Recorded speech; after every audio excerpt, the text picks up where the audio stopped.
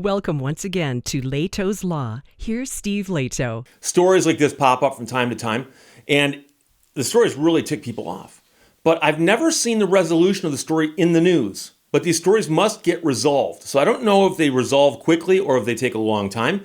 I don't remember ever seeing a story where somebody said, here's what happened and how we resolved this issue. But this story is about somebody who just bought a house. They were preparing to move in, and somebody else moved in before them and said, no, it's our house.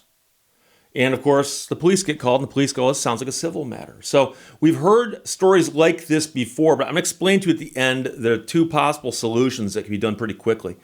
Maryland couple says strangers have moved into the home they just bought and refuse to leave.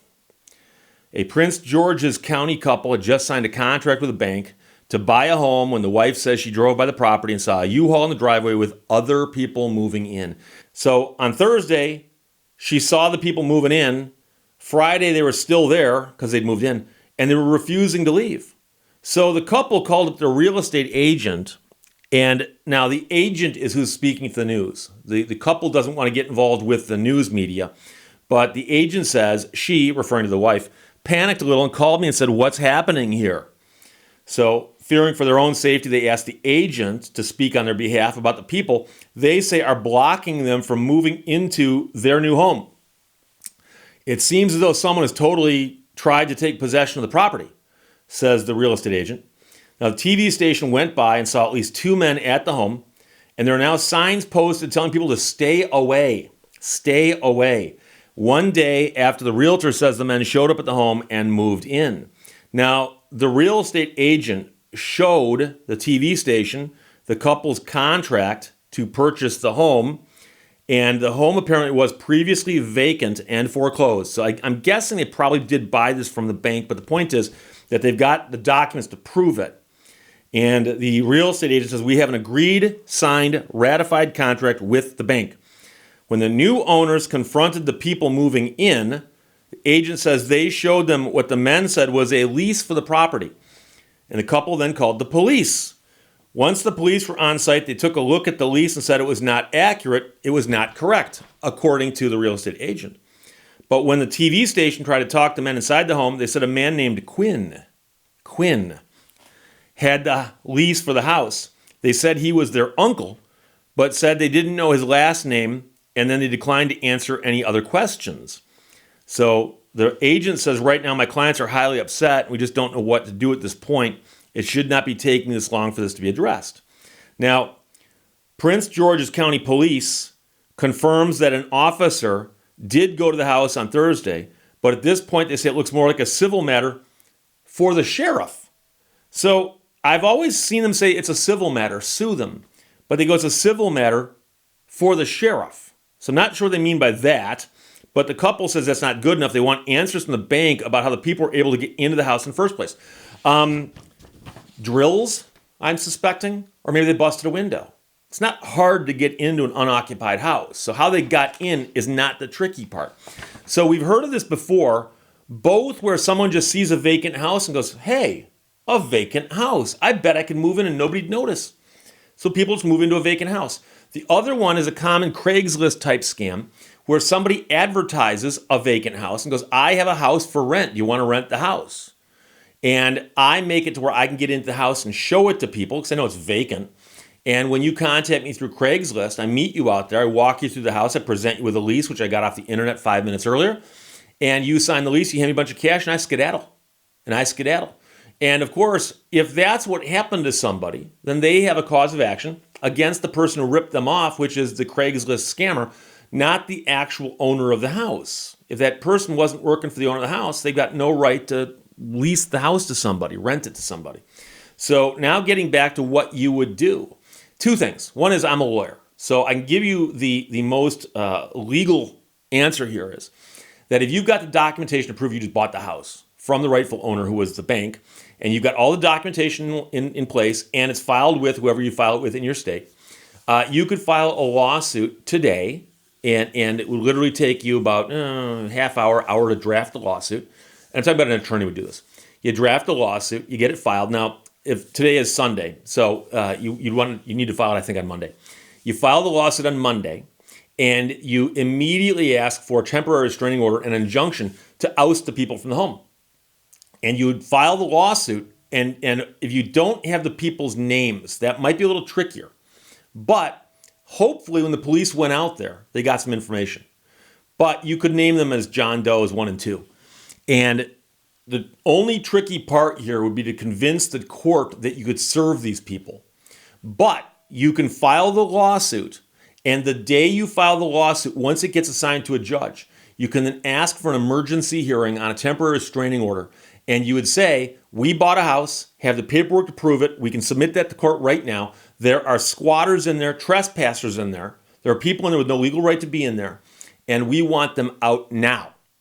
And you would argue in a temporary restraining order setting that there's a high likelihood of us succeeding on the merits because we own the house. And we can prove that to you.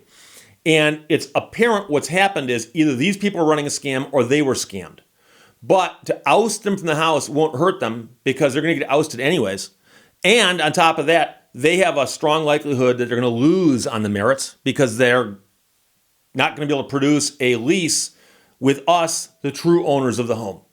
Now, an injunction like that might take a few days to get, but what generally happens is the court rules on the injunction and then also says, but you've got to serve this on them ASAP so we can have a hearing on this, a show cause hearing, to determine whether the injunction becomes permanent or not. And I have a sneaky feeling when you serve these two guys with paperwork, they're not going to show up in court and say, Your Honor, we think we... No, they're going to disappear. So that would probably resolve it. The other angle here is that, now I looked it up, Maryland is not a stand your ground state. But I'm mentioning it on purpose just to let you know where this conversation is going. And there's certain things that you can and cannot talk about on YouTube without drawing scrutiny from people, if you know what I mean. And so I'm purposely going to work around this in a way that you'll understand what I'm saying. And here's the point, is that in a stand your ground state, you are allowed to use certain types of force in defense of yourself. Now, even in a non-stand your ground state, when you are in your own home, you're allowed to use those same methods as if you're outside standing your ground. So in theory, if somebody, and I'm going to tell you right now, if somebody breaks into a house that they're not entitled to be in and is squatting in there, and the true owner of the home enters the house, if there's a confrontation, guess who wins in court? The true owner of the house, who does not have to retreat if they're in their own home. So you make sure you're in the right house, but we think you'd know that. And you would make sure that you had whatever tools were necessary with you, both to get into the house and to defend yourself. Second Amendment tools. And then you would encounter whoever's in there illegally, and you'd say, oh, by the way, guys, you need to get out of my house. And the second they did something that caused you to be fearful for your life, you've got the right to do something about it. And like I said, doesn't matter, stand your ground or otherwise, because you're in your own home. And remember, that's the definition. It's not that you're in the home you've occupied for a certain length of time. It's that you are in your own home. Now, I know some people say, Steve, I don't feel comfortable doing that. For all I know, they are likewise equipped, and it could get ugly. That's possible. That's possible. So I'm just letting you know that there are two probable ways to resolve this. One is run to court, get the injunction, go serve it on them, have the hearing, and see if they show up. They probably won't. Number two is enter your own home and see what happens. So that's my advice to these people. But I did find it odd when they said this is a civil matter for the sheriff. Because generally speaking, civil matters, what they say, means you go to court and hire an attorney. And I understand people say, Steve, it's going to cost a lot of money. It probably will cost you some money to get an attorney to do all that work, to get the injunction and restraining order and the show cause hearing and all that stuff. Yeah, it's going to cost you some money, unfortunately. But your house is a big investment. And you've already invested a ton of money in your house. You want to get those people out as quickly as possible. And so there's that. So there you go. But it's a crazy story. And like I said, I've never heard the resolution of one of these in the news. And I wish they would cover that, because so many times news stories have the big explosion at the front end and they disappear. And it's like, what happened to that story we heard about? So as of right now, though, there are strangers living in a Maryland couple's home. And they said they have a lease that they got from Quinn. Now, we don't know if that's Quinn the Eskimo or not, but they don't know his last name. And it sounds like somebody's pulling a scam, either on them or on the homeowners, or, of course, obviously, both. Stories from WUSA 9. And Tom and Carlton both sent it. Thanks a lot. Questions or comments, put them below. Let's talk to you later. Bye-bye. Thank you for watching Lehto's Law. Red meat is not bad for you. Now, blue-green meat, that's bad for you.